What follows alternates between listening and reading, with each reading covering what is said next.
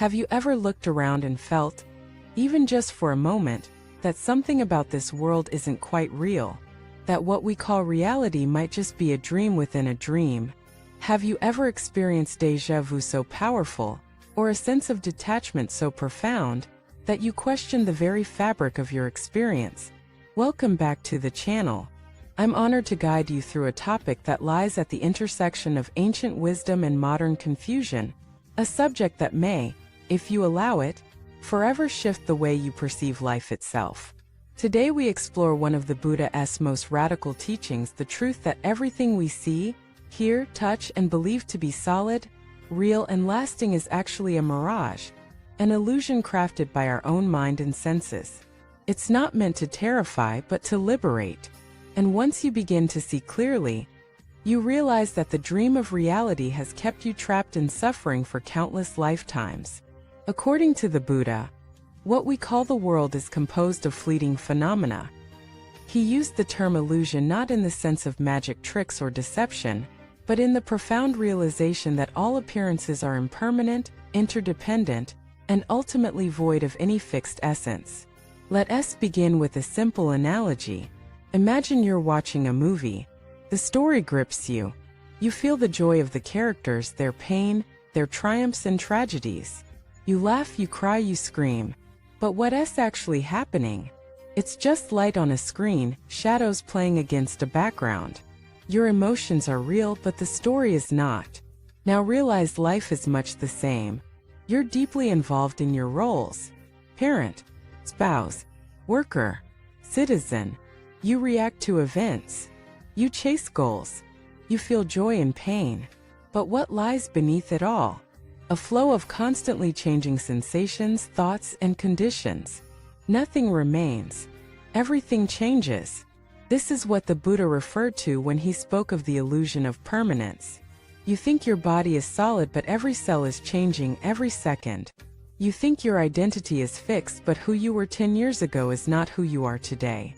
You think your possessions define you, yet they too decay, disappear, or get replaced.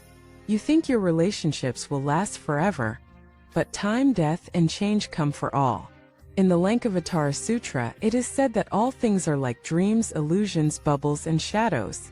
They appear vivid and real, but have no independent substance. This isn't nihilism, it's clarity. Modern science supports this insight.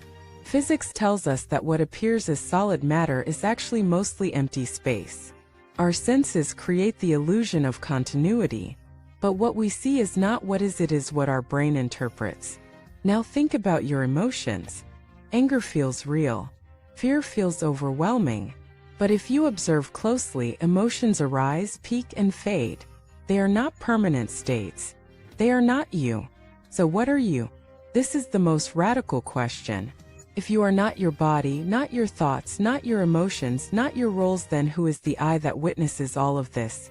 The Buddha taught that this I is itself a construction. There is no fixed self. What exists is awareness, pure, luminous, infinite. This awareness is like the sky. Thoughts and emotions are like clouds. The sky is never disturbed by the clouds. It simply holds them, watches them pass. Your suffering arises because you mistake the clouds for the sky. You cling to appearances, believing them to be real. You react to illusions as if they are threats. And thus you suffer. Now imagine living from the perspective of the sky. You witness but do not grasp. You engage but do not cling. You love but do not attach. You work but are not enslaved. This is the freedom the Buddha offers, not escape from the world, but awakening within it. You can still participate in life, but with eyes open. You can enjoy beauty but not crave it. You can feel sorrow but not drown in it. You can walk through joy but not be seduced by it. So how do we begin to see the illusion? How do we peel back the layers of mental projection? The Buddha gave us the practice of mindfulness. To watch the body and see it as impermanent. To watch thoughts and see them arise and pass. To observe the world and see its flickering nature. Meditation is not escape. It is a laboratory of perception. Each breath you observe is a doorway to deeper understanding. You also begin to see how much of what you call reality is actually story. You meet someone and create a mental image of who they are. You build expectations, judgments, and roles around them. But who are they really? A shifting stream of experience just like you. You look in the mirror and say, "That's me." But what is me? A body that changes. A mind that thinks. A name given by others. A past remembered imperfectly. When you chant the Buddha's name, you are not praying to a deity outside you. You are aligning with that awareness inside you which sees all illusions clearly. You are calling upon that part of yourself which is already awake. And here lies the paradox: the world is not real, yet it is meaningful. It is illusion, yet within that illusion lies the path to awakening. The teachings, the Sangha, the practice, the compassion you cultivate, these are not discarded. They are the raft that takes you across the river of delusion. And once across, you don't need to carry the raft. But without it, you cannot begin the journey. The Buddha's teachings are not philosophy. They are medicine. And the illness they cure is ignorance, our mistaken perception of reality. Think about how much suffering you endure because you believe illusions are real. You fear losing what cannot be kept. You chase what cannot satisfy. You mourn what was never yours to own. But when you see clearly, suffering begins to fade. Not because life gets easier, but because you stop adding weight to it. You begin to walk through the world like someone in a dream who knows they are dreaming, not arrogant, not aloof, but serene. The fire burns, but it does not consume you. The wind howls, but you remain rooted. The world moves, but you are still. And in this stillness, you discover the great truth: you are not what you think you are. You are not the illusion. You are the awareness in which all illusions arise. This is not just a teaching.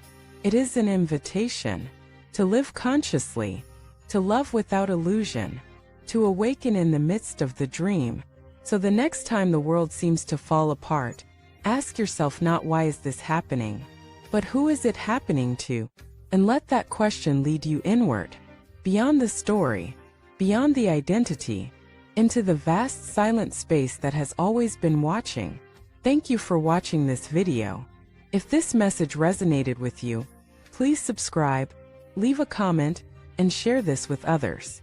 Let us awaken together within the dream, beyond the illusion, and into the light of truth.